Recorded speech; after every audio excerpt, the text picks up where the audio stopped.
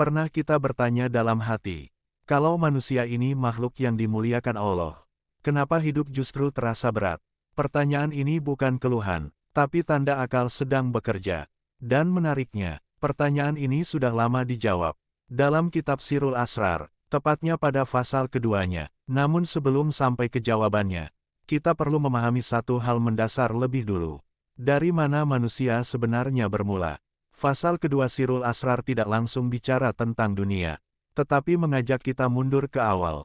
Manusia, kata kitab ini, tidak dimulai dari tubuh, melainkan dari ruh. Tubuh hanyalah alat, sedangkan ruh adalah inti. Kalau kita sudah memahami ini, maka wajar muncul pertanyaan lanjutan. Kalau ruh manusia sudah baik sejak awal, mengapa ia harus masuk ke tubuh dan dunia yang penuh masalah? Pertanyaan ini penting, karena disinilah banyak orang salah paham. Disinilah pasal kedua Sirul Asrar menjawab dengan sangat masuk akal. Baik belum tentu kuat, sesuatu yang baik, kalau tidak pernah diuji, tidak akan pernah matang. Maka, kalau ruh dibiarkan hanya dalam keadaan baik, ia tetap bersih, tapi belum terbukti. Dari sini kita mulai paham. Penurunan manusia bukan hukuman, melainkan proses pendewasaan. Kalau tujuannya pendewasaan, maka turunnya manusia ke dunia bukan berarti Allah sedang merendahkan. Justru sebaliknya, seperti anak yang dikirim belajar jauh. Bukan karena dibuang, tapi karena dipercaya bisa tumbuh.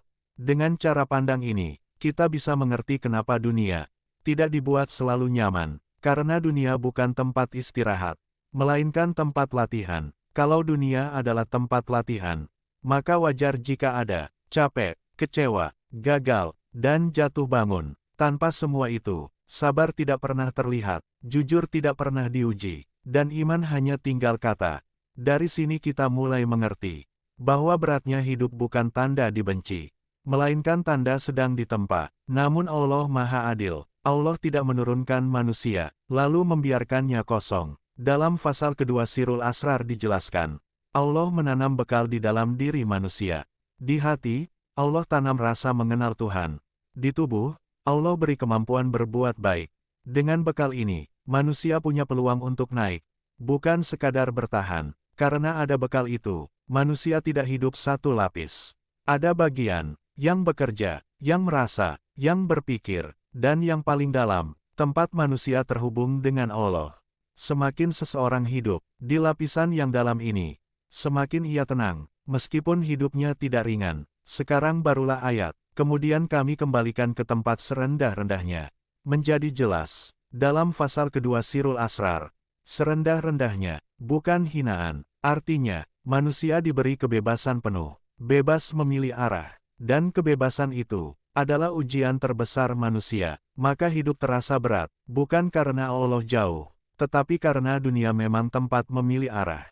Itulah pesan utama, pasal kedua kitab Sirul Asrar.